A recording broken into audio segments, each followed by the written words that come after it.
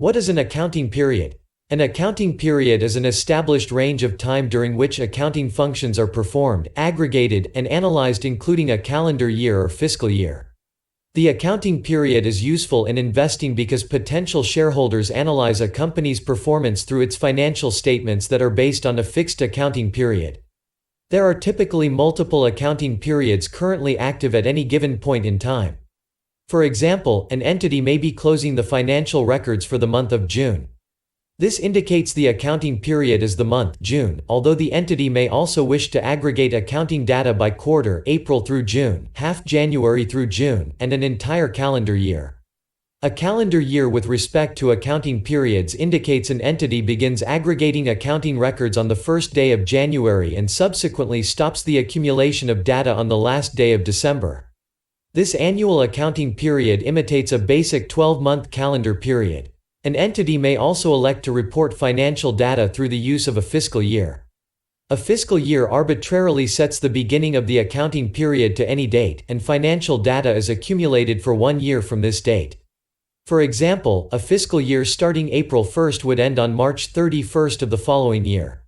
Financial statements cover accounting periods, such as the income statement and balance sheet.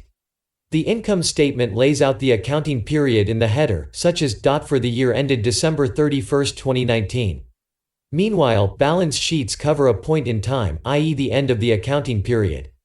Consistency. Accounting periods are established for reporting and analysis purposes.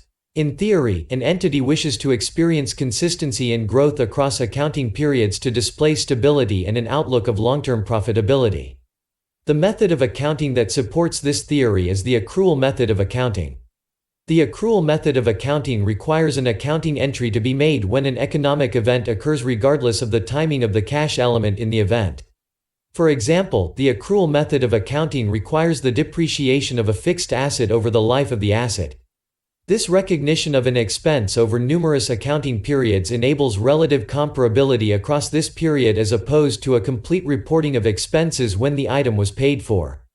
Matching principle. A primary accounting rule relating to the use of an accounting period is the matching principle.